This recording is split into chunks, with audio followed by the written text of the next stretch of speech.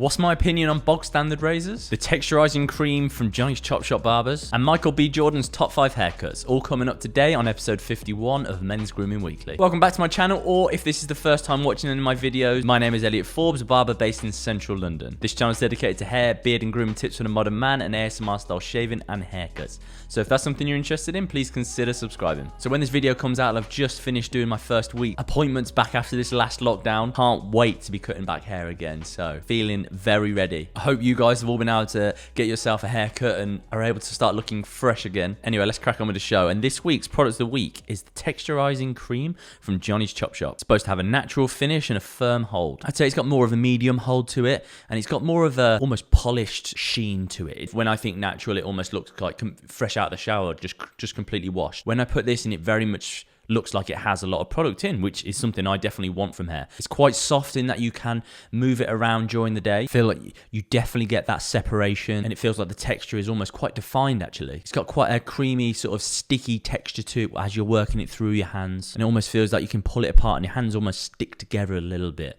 Very easy to work through the hair. It feels as though it gets a little bit tension as you're gripping it through the hair. It's quite easy then to just pick it apart and then put it in place as you want it to. I'd say with this you want to start using less, and then you can build on top of it and add a little bit more if you need it to, especially if you wanted it to look a little bit more on, say, the natural side. I think this would be very good if you've got very short hair and you just want to get a little bit of texture in through the top and really ruffle it up and not really try and push it anywhere into too much of a place. I think it'd work well. Equally, I think it works very well if you've got, say, a bit more of a looser look, where you can put this in when the hair is still damp, run it through, and it just sort of flows back, and then it almost like dries into the hair. I wouldn't put crazy amounts into it, but I think that would then still allow the texture of the product, but also the natural texture of the hair to come out with it as well, and not really look as though it's too heavy with products, too laden with products. Definitely a product worth giving a go. Something I would add into the list of products which I have to then give a different look on a specific different day. Okay, now onto this week's hair icon. It's Michael B. Jordan. In at 5, really youthful look. I love how it's faded really tightly into the sideburn area, building up into that extended lengthening through the top. I love how it just flicks out into that V area and still keeps some really nice volume and texture through that top. Sometimes when people do this, they keep the top too short and almost looks as though this is way too heavy,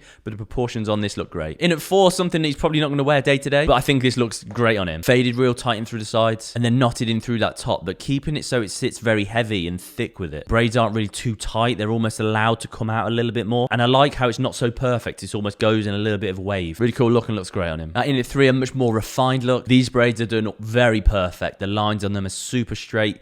The braiding is really clean. It's a lovely pattern that he has through the top and faded really nice through the sides. Much more groomed, defined and refined look on him. In at 2, love this shape. Not crazy long through the top, but enough so it allows that texture and the curl to come out. Love how the texture is really quite piecey and out in different areas. Silhouette is lovely. Keeps a lot of weight in through the crown area. A real nice tapering through the sideburn area and at the nape. Blended then up into that length. Not gone crazy sharp in through the edges at the front, but enough so it still keeps it nice and crisp and clean. In at 1, I think this simple classic look just looks so expensive and so brilliant on him. Real nice tight skin fade through the side, real short in through the top, nice crisp lineup, and the beard really defined and refined as well. I think this just looks great on him. Simplicity for this I think just works perfectly, and a real great expensive look to him. And today's question is, what is your opinion on bog standard razors? Well, I guess there's different levels to bog standard razors and really what people mean by bog standard razors. I personally use double edge razors. I think they're great for my skin. I personally love using them. It's the one blade which is going across the face. My skin is really quite delicate, so the less blades going over my face, the better. The blades which I put into the double edge razors, they're from Micheal. They're really sharp. They're a really nice blade. And another reason why I love the double edge razors, generally the ones I use have a lovely weight to them. You don't have to apply any pressure to the skin or the face. The weight of the handle and the sharpness of the blade, that is what does all of the work. Before I started shaving again about a year ago, I'd had a beard for probably 4 years or so, and until that point I was using either a Mac 3 or I was using a Fusion which had the 5 blades, and to be honest my skin would always break out. I'd always have razor burn. I'd always really struggle under my neck area. I'd always have spots there and always have little blood spots, and I guess I didn't really know how to shave. I didn't really know what I was doing. I was just sort of trying to take the hairs off. Now in hindsight, it wasn't just say the razor which made the difference, it's all of the other things that add up and make a difference. So it's the preparation of the skin, it's looking after it correctly, it's knowing how to shave properly. It's all of those things that add up for sure. It's not just say, oh, that razor's good and that razor's bad. But definitely I would say a lot of the irritation came from using those razors. By having like 5 blades going over my face each time, it's no doubt just going to stress the face more. They're very much a function of trying to get the hairs off as opposed to making it like a real sort of enjoyable experience. Then if you drop it down a level where you have then 2 blades or the cheap like disposable 1 blades which you have, then they're also not great because then the blades maybe aren't sharp enough or aren't set at the correct angle. Say if you didn't want to use a double-edged razor or something like that, I would go towards say a 3-blade or a 5-blade Gillette or Harry's, one of those ones. I definitely wouldn't drop it any lower than that